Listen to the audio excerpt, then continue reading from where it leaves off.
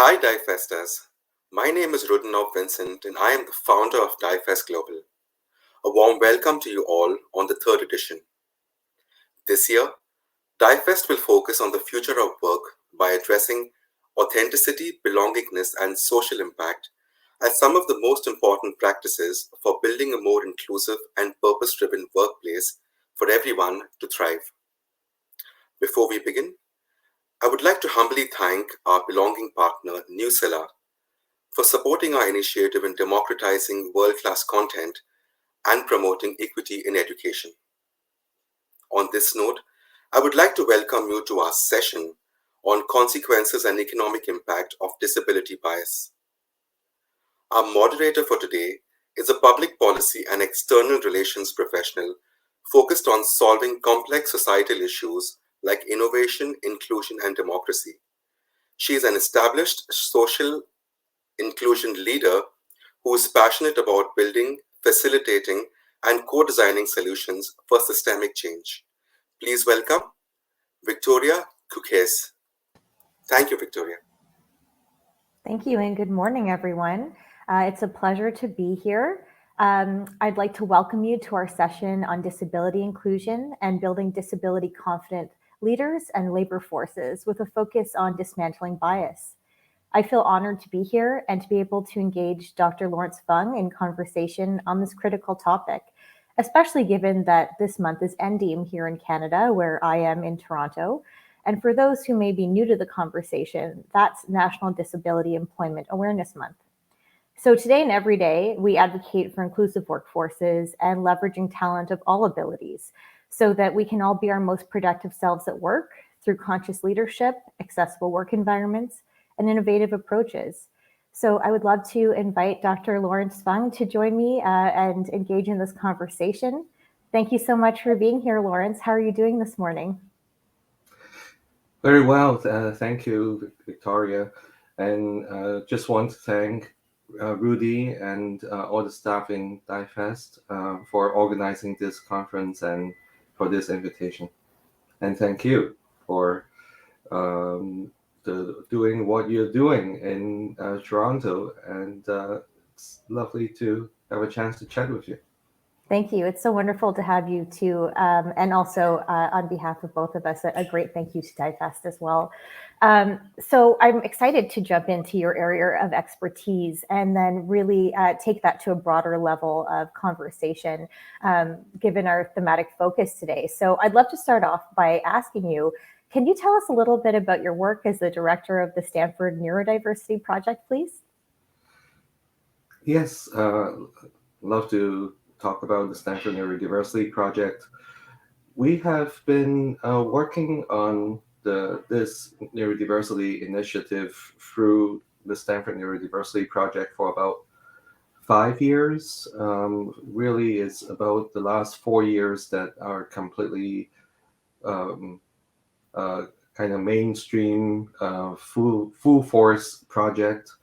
And our main goal is to get all of us to be talking about neurodiversity and get us to be starting to create environments that are neurodiversity friendly. And we focus on the workplace as well as the educational environment. And in the last few years, we have been working in a space, we call it Neurodiversity at Work program, where we help people on the autism spectrum gain employment and also sustain employment. And in parallel, we also educate and support employers so that they can also build a neurodiversity friendly workplace, both in the recruitment phase as well as after the employees are onboarded. Um, we also have other projects that are related to the educational environment that I invite all of your uh, um, friends and colleagues to be visiting our website, and that they can know more about the other projects. But for today, I'll focus on the employment related project. Thanks so much for that, Lawrence. And I understand that there's an upcoming Stanford Neurodiversity Summit. Can you tell us a little bit about what you'll be convening leaders and researchers around for the summit? Yeah, so this is our third year running this virtual summit. It's going to be starting this Sunday. So it's going to be 3 days, and it's going to be very exciting. Last year, we have about 5,000 people joining from all over the world.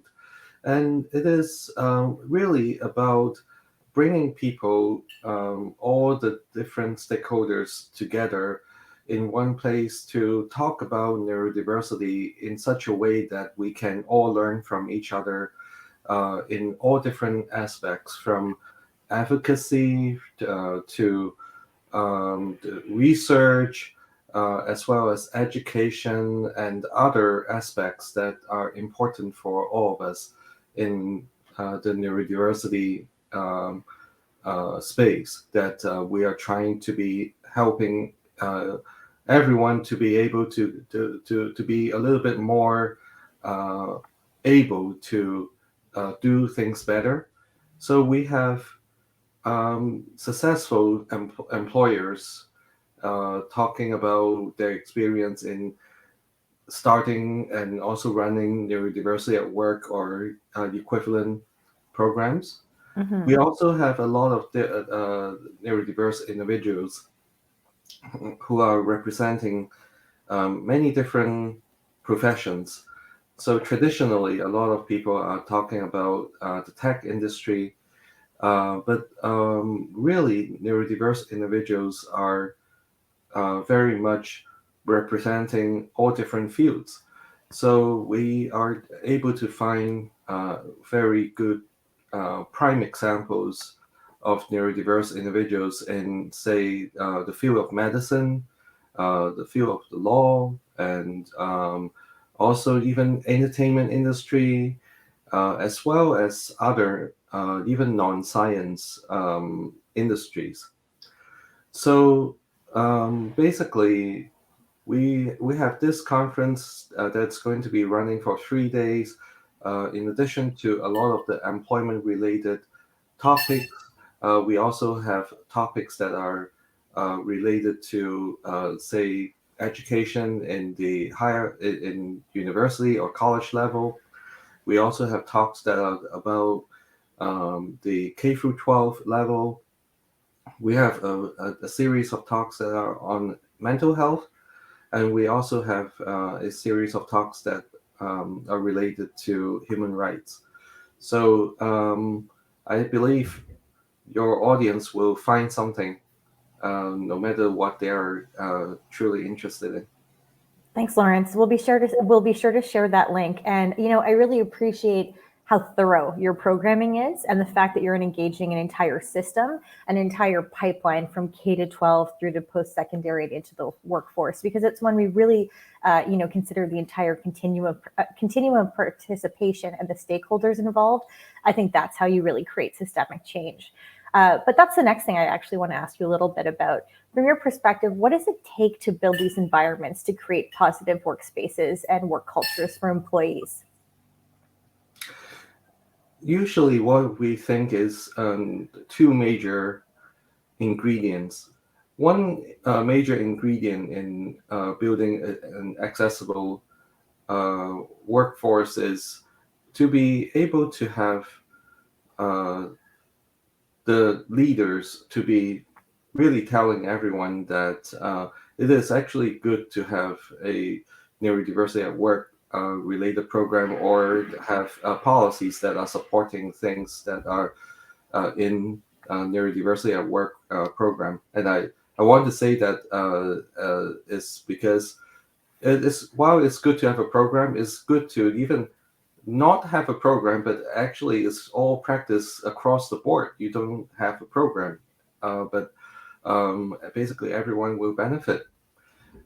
So having the leaders in organizations supported is very important.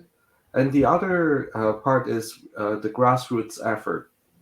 If there are good grassroots effort that can push the uh, the leaders and all the people in the company to understand um, what why it is important to have neurodiversity friendly workplaces, then it's going to be needing very little explanation from the leaders.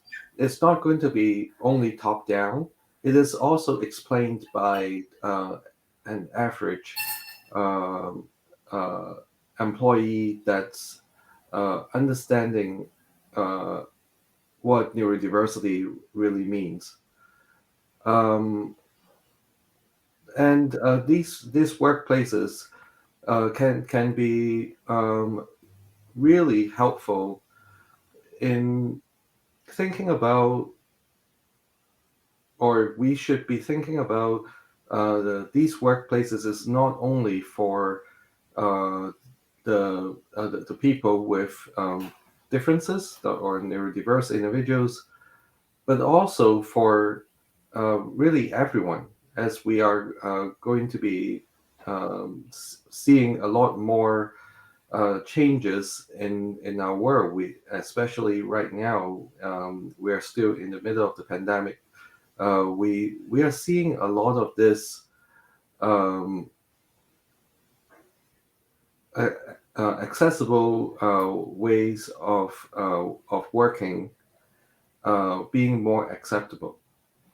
Absolutely. I think you're so right to say that, obviously the pandemic has been devastating, but, some of the learnings coming out of it is that people can be productive from different kind of work environments and from different areas and with different accommodations, and that accessible, work environments and workforces really benefit everyone. And I think it's an interesting thing to compound that with the labor shortage we're seeing. So really getting into the economic impact area of this conversation. Are you seeing major organizations adapt, A, as a result of the pandemic, and B, given the labor shortage, to really dismantle exclusionary bias and really do the work that's necessary to see candidates in all of their kind of brilliance and productivity and everything they bring to the table, despite some deeply ingrained or historical biases that we see for people with disabilities in the workplace? Yeah, well, I definitely have been seeing there are more organizations um, wanting to be pursuing the talent pools that they have not really explored in the past, and this is very true for uh, the group of people on the autism spectrum, and a lot of tech industry professionals are uh, having a lot of big impact on technology, and and leaders start to think about like there may be some special kind of talents that they can be pulling from the neurodiverse population.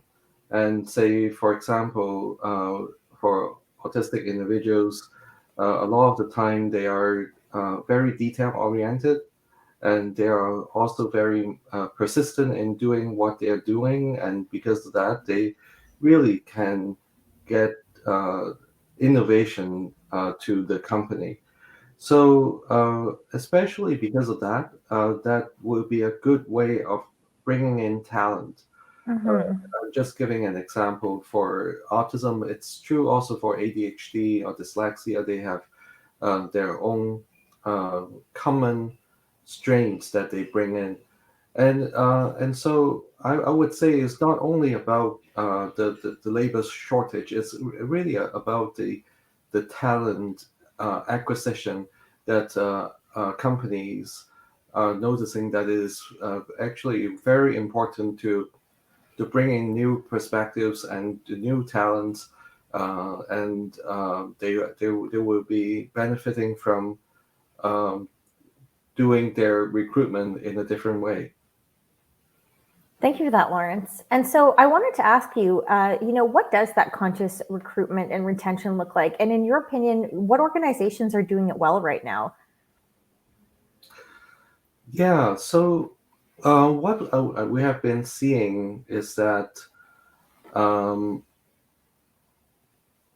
when when you're saying like conscious recruitment and retention related to the neurodiversity at work related programs, um, what it looks like it is that in the recruitment, the company that have the insight in neurodiversity will be able to adjust their way of doing things in terms of how they post their positions to make sure that uh, the positions are going to be written up as something that's more neurodiversity friendly, something that is going to be attracting the neurodiverse individuals and not going to be pushing them not to apply for those positions because of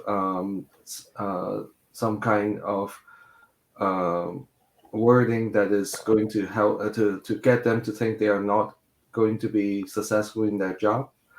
It is also important for the organizations to start changing their interview process. A lot of the interview process are really unfortunately including some kind of first impressions in their evaluation, especially in the screening stage. And a lot of neurodiverse individuals would be screened out because of that.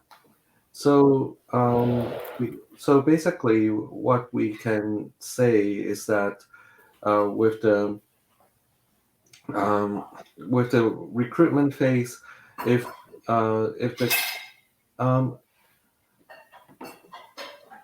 I hear some noise in the another line for some reason.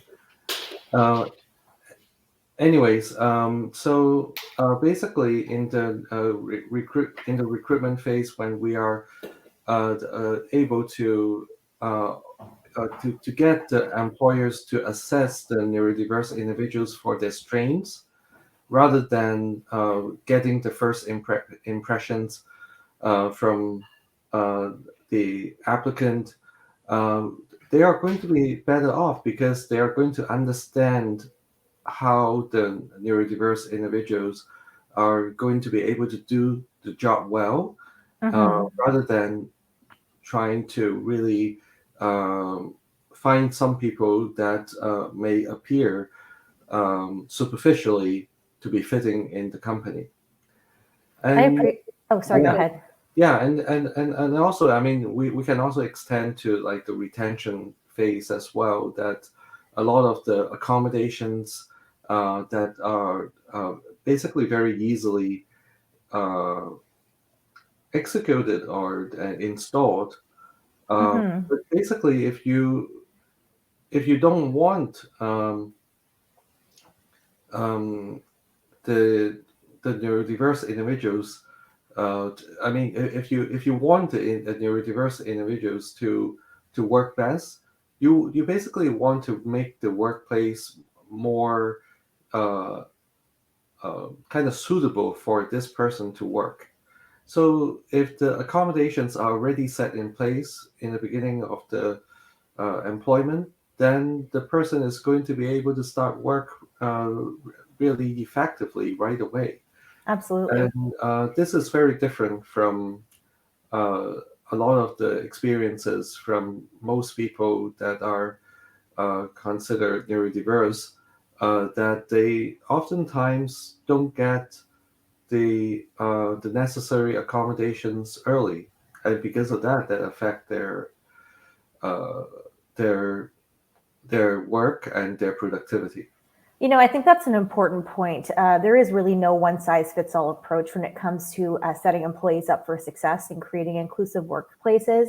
I also think in order for people to be able to do that early on in the employment cycle, they actually have to feel comfortable to be able to disclose, right? And actually ask for the accommodations that they actually need to be set up for success. And, I think that one piece of bias is that people think that only people with disabilities need accommodations, and we know that isn't the truth. Everybody needs their own kind of personalized work plans and ways to be successful, and workstations and all the things that really empower us to be our most productive selves. So I think one company that's doing it very, very well is Microsoft. And for those in our audience, I highly recommend them checking out Jenny Leigh Fleury's work, who's the global accessibility lead for Microsoft, and to really investigate what are the companies that really do that conscious work, that really are building cultures of inclusion, and to Lawrence's point, setting people up for success so that all of their talents can be instrumentalized. So Lawrence, the next thing I want to talk about a little bit is diving a little bit more into how we break up the echo chambers and how we really include the A for accessibility more so in EDI work more broadly. So as we know, there's a lot of literature that states accessibility is often missing from diversity and inclusion conversations. And so I really commend DIFEST for doing it so well here. So according to Caroline Casey, one statistic that I read, who's the founder of the Valuable 500, only 3% of articles discussing diversity published in 2019 and 2020 actually referenced disability. So what is the missing link between accessibility and broader EDI work? Well, when we are thinking about diversity, equity, inclusion, I think what we oftentimes are thinking that this is really social justice, and maybe a little bit about including more perspectives.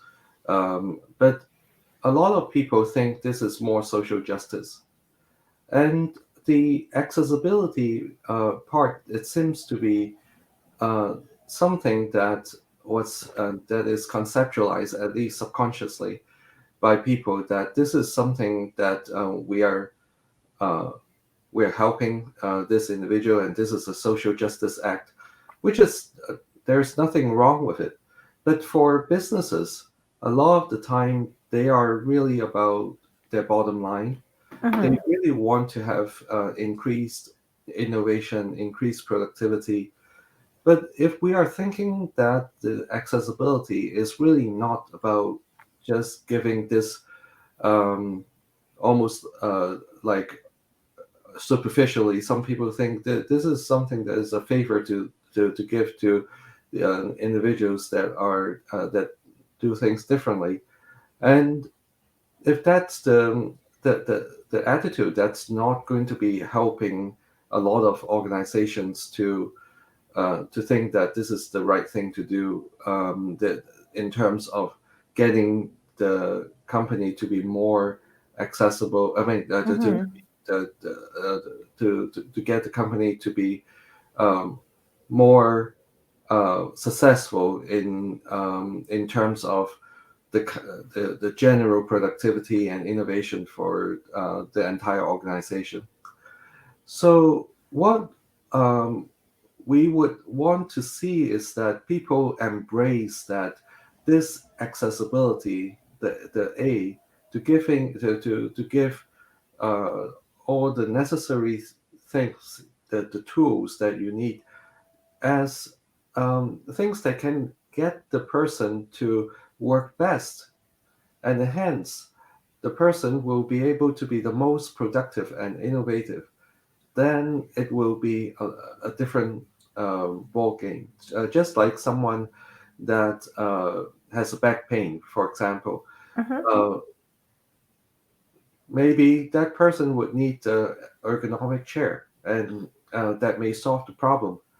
But a lot of the time, a lot of companies don't even ask about why you need an ergonomic chair, and they will just give it to you because it is generally a good thing if you are going to be working for 8 hours a day or more with a good ergonomic chair that's going to be making sure that you are going to stay healthy and you won't have the back pain, and then thereby is going to be good for the company.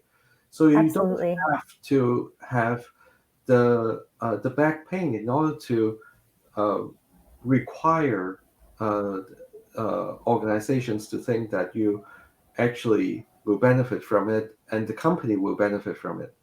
The same thing for neurodiversity.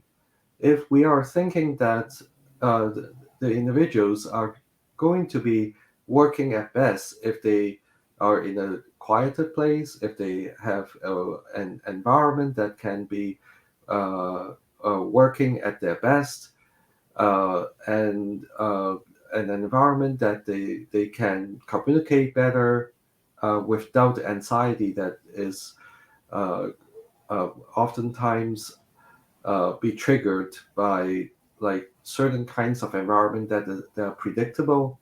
Right. All of that can actually make things much better and make the accessibility um, more able to be connected to the DEI. Excellent. Thank you, Lawrence. And how quickly we're running out of time with just a couple minutes left to go.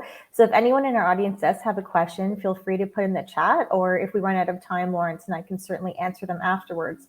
But I want to spend our few remaining moments actually getting a little bit more tactical. So I guess my next question for you is, how can organizations get leaders in the room who aren't working in HR or equity, diversity, and inclusion? What we know is that perhaps many in our audience here today, and more broadly, a lot of people who come to these conversations are well versed on these issues, are doing the work day to day. But ultimately, what we really need to drive home is that this is actually leadership competency, right? That accessibility in the workplace and setting up your employees for success, regardless of their disability, is actually something that all leaders need to be invested in. So my question is for you: how do we ensure we're raising disability awareness more broadly and, through the lens of neurodiversity, to ensure professionals in the space aren't operating in echo chambers? Yeah, so we don't want to only have conferences that are uh, going to be having the same people coming over and over again. So we what we can say is that it is important for real impactful uh, leaders in different sectors to be speaking out. Like the uh, I, I I think in the public sector, if there are more uh, conversations about neurodiversity, that would be making things very different. We Mm-hmm. have not, at least I have not seen any kind of discussion on TV ads or things like that to tell people about neurodiversity and how that's actually good for everyone. And if there is some kind of messaging that is more in a general public way of getting everyone to be thinking about neurodiversity and is no longer a foreign concept, it's a welcome concept, then leaders would very easily adopt it. A lot of Mm-hmm. leaders already want to adopt it in many organizations that I know of, and sometimes they are not able to really bring their acts together, not because there are no leaders that want to do it, it's the rest of the company not ready to do it. So because of that, I think generally awareness in a larger scale to reach uh, any new population um, as much as possible. I think that may be one way of solving this problem. Thank you for that, Lawrence. And I think that's such a strong call to action for our friends who are here today joining us for the conversation. Thank you for being here and championing this work and critical attention to this lens. But who can you take to come with you that maybe is a little bit less confident, who could stand to learn a little bit more, and who is an open and receptive leader, but we all need, education and exposure to different kinds of communities, whether that be at different kinds of talks like this, whether it be connecting your employee resource groups, or really just kind of intentionally breaking those silos. So I guess the question for all of us is, what actions are all of us, and despite our job description, taking to facilitate inclusion, participation, and promotion of employees with disabilities and those with neurodiversity disabilities as well. I do have one last question for you, because I know we're nearly at time here. But it's really about positive transformation in the return to office, so that we can really consciously take all the things that we've learned in the past couple of years from the pandemic and really place it in the here and now. So what we know is that this level of disruption during the pandemic has been very negative. But at the end of the day, we have seen the ability for people to work from home or to work in workstations that are personalized and still be productive and still meet or exceed the bottom line. But we also know that corporate offices have been empty for some time, and people are starting to have a phased return to work. But are people doing it consciously, I guess, is my question for you. And post-pandemic, how can we work to frame and structure a return to work that's not ableist? Yeah, I think with the pandemic, because so many people have no choice but to work from home, and they have a lot of people are already able to show that they are working more effectively for various different reasons.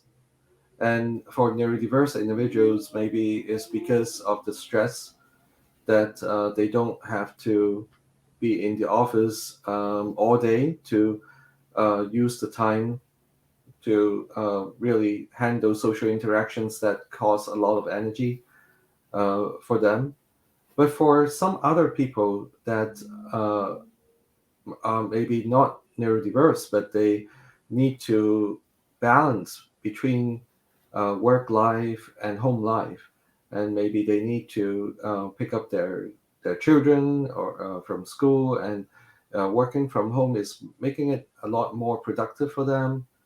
So all of those now much more understood by supervisors, because a lot of supervisors have to go through all of those themselves. So what I would say is that as long as there is a good rationale about the change in the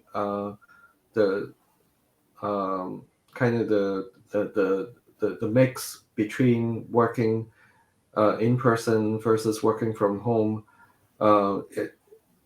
once we can understand that it is justified to optimize for the best productivity and performance, I think the leadership in organizations would understand that. And as long as there is a way of really bringing everyone together to a lot of the time, working in person has the little magic of like really bringing people together, right? Because they're Absolutely. physically together. As long as that piece is still going to be there, and people in general acknowledge that this is really something that is within the value system, the belief system of the organization, then I think it will be something that will be embraced. That's beautifully said, Lawrence. And I can't thank you enough for the conversation today. I think there was many calls to action and next steps. For our audience, I'd like you to check out and invite you to check out Dr. Lawrence Fung's work at the Stanford Neurodiversity Project and also the upcoming summit. And, you know, like we said before, who are you going to bring to your next EDIA conversation, and how are you going to continue to personally champion this in your work? So, Lawrence, it was such a pleasure to connect with you today and host you in this conversation. I can't thank you enough, and a huge thank you to our audience as well. Wishing you a great rest of your DIFEST experience. Take care. Thank you, Victoria.